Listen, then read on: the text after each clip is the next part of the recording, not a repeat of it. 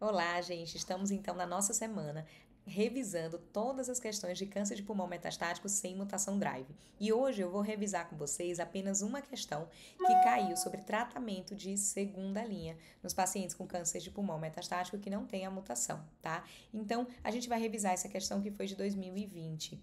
O que a questão trazia era um paciente com um SEC, tá, metastático, que recebeu na primeira linha carbotaxol por 4 ciclos, teve resposta parcial, porém, 4 meses depois do segmento, ele teve, então, uma progressão de doença e ele queria saber qual que era o melhor tratamento na segunda linha, sendo que esse paciente mantinha uma boa performance status. E aqui, antes da gente revisar os itens, eu vou trazer para vocês o fluxograma que a gente tem da SBOC para o tratamento de segunda linha dos pacientes com câncer de pulmão metastático sem mutação dirigida, tá? Se o paciente ele recebeu apenas imunoterapia e monoterapia na primeira linha, ele vai então para uma quimioterapia, que é uma quimioterapia baseada em platina. A gente tem que lembrar, né, que o Alinta a gente só pode usar para os pacientes, né, que são adenocarcinoma, ou seja, histologia não escamosa.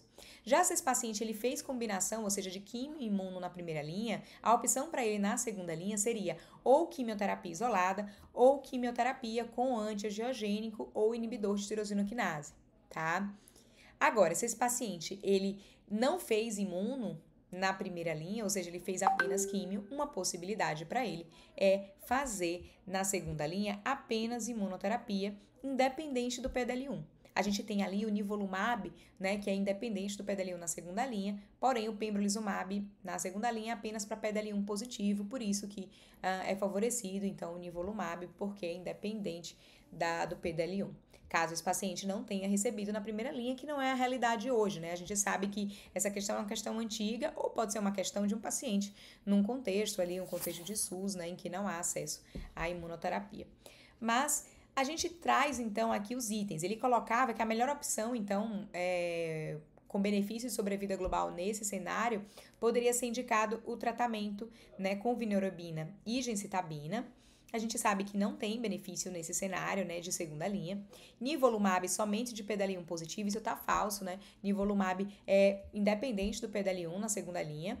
Docetaxel associado a nintedanib, que é um inibidor de tirosinoquinase, e ele falava que era se o paciente não tivesse contraindicação angiogênico. Então, na verdade, essa medicação ela não é um antiangiogênico, né, é um inibidor de tirosinoquinase.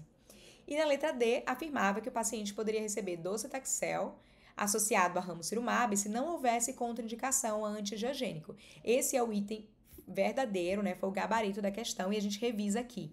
Então, se esse paciente ele não recebeu, né, imunoterapia, ele só recebeu químio, ele teria a possibilidade, né, de receber numa segunda linha ou a imunoterapia, que poderia ser o nivo, independente do PDL1 do paciente, ou receber quimioterapia, que poderia ser docetaxel, ou quimioterapia associada a antiangiogênico, que é o que ele traz como gabarito da questão, que é o docetaxel associado ao ramucirumab. No item E, ele falava que carbotaxol, atezibeva era uma opção se PDL1 positivo. E esse item, na verdade, ele está incorreto. A gente sabe que esses são os dados, né, do Empower 150, que randomizou os pacientes para receberem, né, carbotaxol, atezibeva, mas na primeira linha e era independente do PDL1. Tá? Então, a gente fica por aqui. Essa foi a única questão que caiu abordando esse tema. Aproveito para revisar, então, esses dados de segunda linha e lembrar que a gente mudou. Então, agora a gente tem imunoterapia na primeira linha, né? E a questão ela pode vir diferente. Tchau, tchau.